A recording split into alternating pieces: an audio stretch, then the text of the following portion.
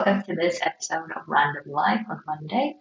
I'm your host, Sawan Bonawam, and I want to talk to you today about the topic of why do we make everything about ourselves, and especially when it's not about us, and then what to do about it. And I will explain and give you examples and why it is related to transitioning. I will explain that as well. But before I do that, before I forget, I would like to remind you that this Thursday, we are meeting with someone amazing from the corporation Meta, the parent company of Facebook, Instagram, and others probably.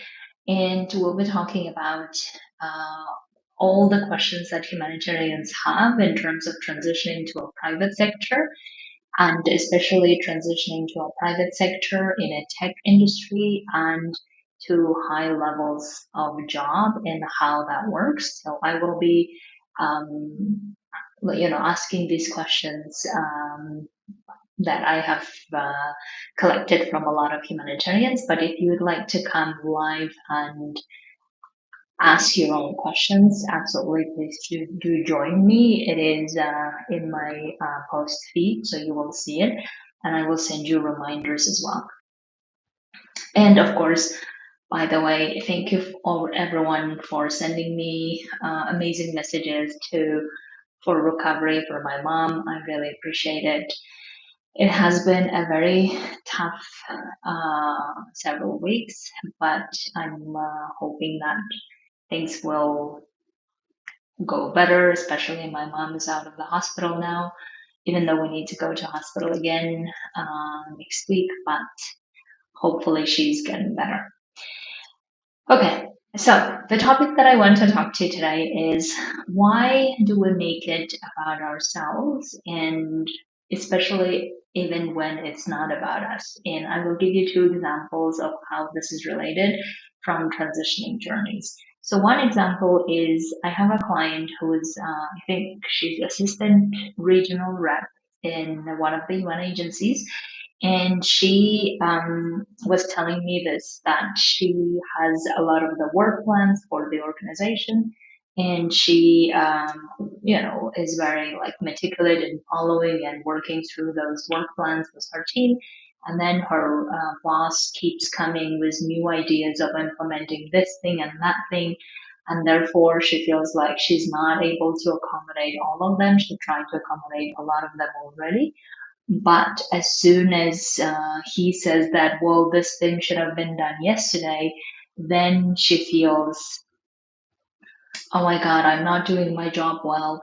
I should have done this job well, and all of this, even though she recognizes that the resources are scarce, the team is overwhelmed, and they have a lot going on already, and they don't have the capacity to add more things to it, but she keeps feeling bad for not being able to accommodate all of the things of her boss's ideas. And therefore, she makes it so much about herself and she feels so bad. And she spends afternoons overthinking, feeling angry and frustrated and sad, and at the same time, feeling like she's not doing her job well. And that's what I mean making it about herself, right? In that situation. And the reason why it is relevant to transitioning is because she and I are working on getting her transition to doing the things that she loves and making 50K a month. And that is the challenging new adventure that we're building. But she can only build those things after work hours, and she has her other family commitment as well.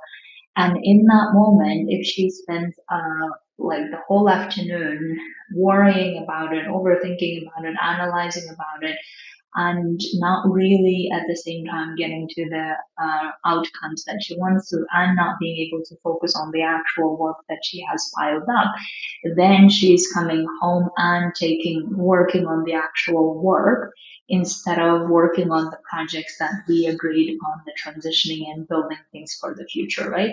And this is how this impacts when we keep making things about ourselves. and keep taking everything on our shoulders and say, well, it's my fault. I'm not doing my job. I should have done this. I should have done that. If we keep doing that, then we're not going to have any mental or headspace or energy to be working on our transitioning plans and execution of them that we have decided in advance. Now, interestingly, that I see this happening also during transitioning. That one of my clients was telling me recently in my group coaching that she is transitioning to becoming a coach. She's also doing consultancy work currently, and she was telling me that if she makes this offer to someone who's inquiring about her coaching work, if she makes this offer and say, well, this is what I do, this is how I do it, this is how much I charge if I do that, then the other person will be uncomfortable, or she will be very uncomfortable saying it because she has never charged this price before or this money before. She has never asked for money before. And then it becomes all about her instead of her desire that is actually helping and supporting the other person. Who is direly needing help in that particular topic of job interviews, right? Or I think in that case, it was getting a new job. So you can see that as soon as we make it about ourselves, now let's imagine that I did that. I said, okay, oh my God, I cannot really talk about coaching. I cannot really tell people how much I charge or what I do and how I do it. I can't really do that, and it makes me so uncomfortable. And what people are going to think, they're going to judge me. If I keep making it all about me, then what is it that I am doing is I'm not really getting to the goal of helping those people that I really want to get to their dreams, dream of working on the impact they want to, dream of creating the results in their lives they want to, dream of having the financial security and freedom they want to, right? I wouldn't be able to get to those aspects of working on them if I just stayed uncomfortable and keep making it all about myself. And that's why I think the biggest problem that I see oftentimes in transitioning is that we are making a lot of things about ourselves, even when it is not about us. And because we're doing that, we're also stalling in our process of transitioning. We're not moving forward. And the most important thing is we're not asking the question of why are we making it about ourselves, right? Why are we making it about ourselves? So let's imagine was my first client's example that I talked about.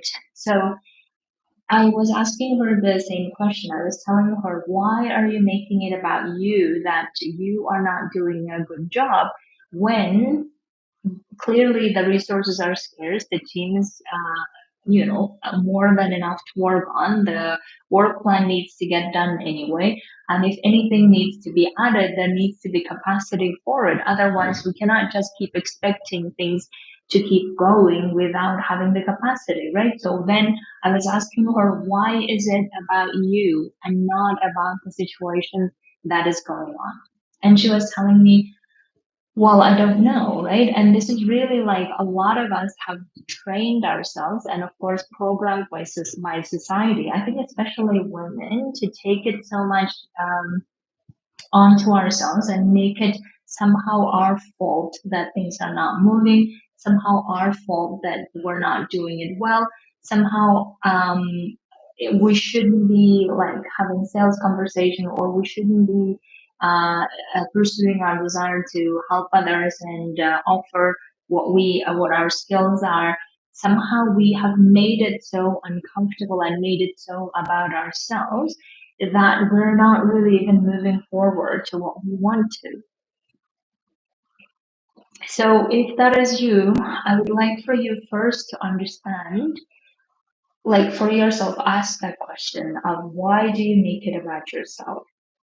And most importantly, when you make it about yourself, how this is impacting your current transitioning journey, right? If you keep making it about yourself, then how is this impacting your current journey? And for many people, it is impacting in a way that they're not really working on the transitioning plans that they have laid out for themselves. they don't have the capacity, or they don't have the energy, they don't have the emotional bandwidth to do that, or they feel so uncomfortable saying the things that they should say, or making the offers, or working on um, sales, or pitching their services to private companies, whatever it is. If we keep making it about ourselves, what are the things that we're not doing? We're possibly not really going out there and doing the things that we actually want to.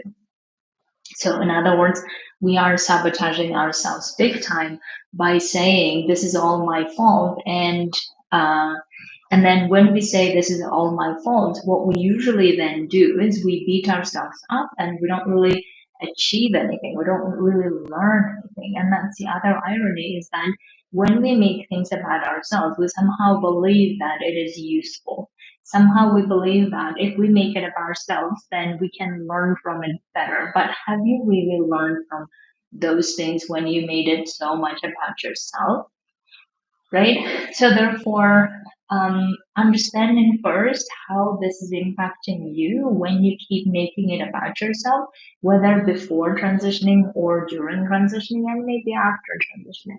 And then seeing the impact of how, if you keep making it about yourself, how you keep stalling yourself, how you keep stopping yourself, how you keep in reinforcing the discomfort that already is there, and therefore not pursuing what you actually want to.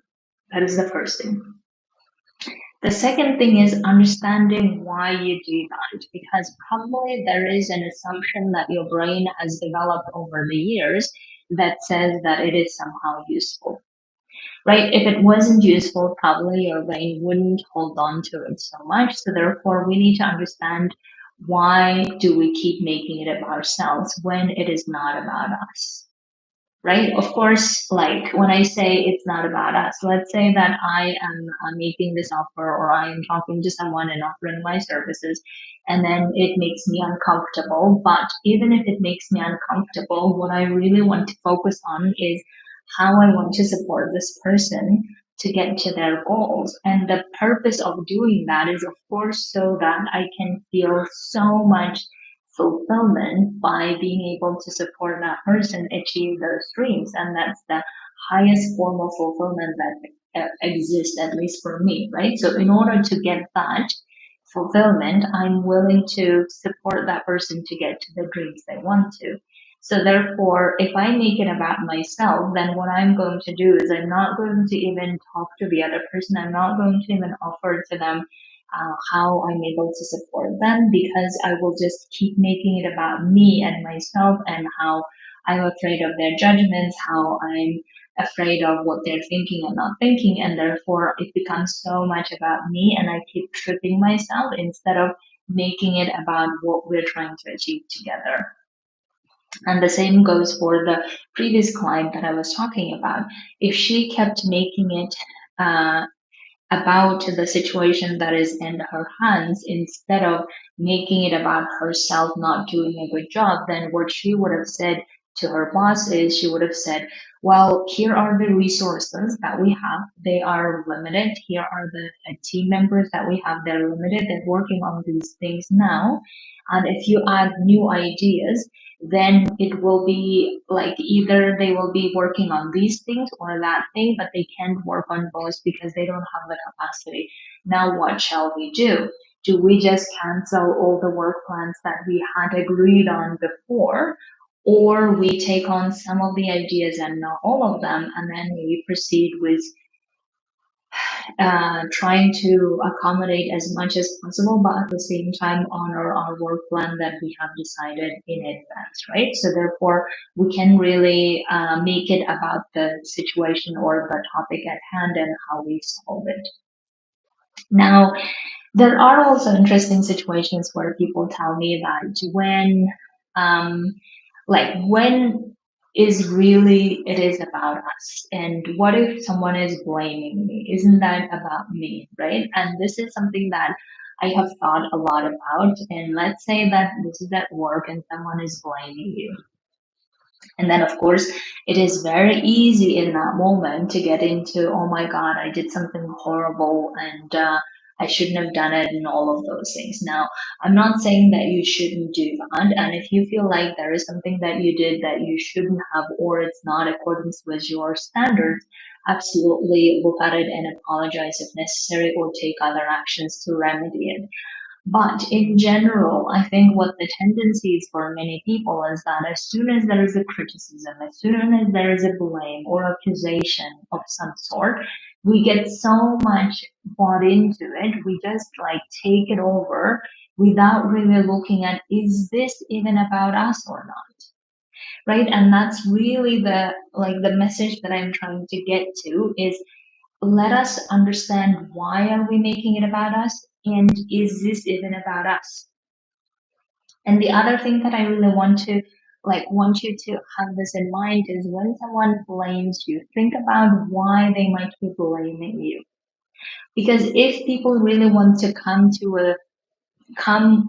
to solve the problem, it's unlikely they will blame you, or even if they do, they will retract immediately because they want to focus on the solution. And if they are really blaming you, like, and insistent on it, though there are things that I see is, which is, they're not really taking responsibility for their own behaviors, their own actions, and they're wanting to give that responsibility to you. And the reason why they want to give you that responsibility to you and not take it for themselves, why they might be, so that's something you can think about it, right? Because the goal of making it about ourselves and making it our fault in some way, what is the purpose of it? That's really the fundamental question, right? What is the purpose of it? So that we can beat ourselves, so that we can find the culprit, so that we can punish the culprit? Is that it? But is that really how we want to solve the problems? And I'm assuming not, right? So therefore, personally myself, and after having understood that, even blaming, like if someone comes and blames, I want to be careful to make it fully and immediately about myself, but rather looking at where might be my responsibility and where might be their responsibility, and how can I solve it without blaming either myself or the other person. That is really what my standard lately has been. And that way I can avoid feeling so bad about myself.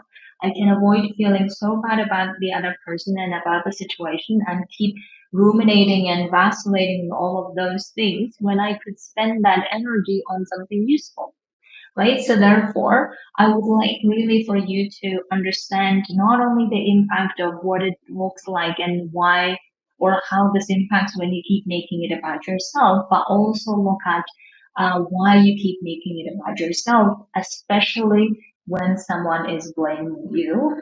And the third one is, what are you going to do moving forward if you couldn't make it about yourself?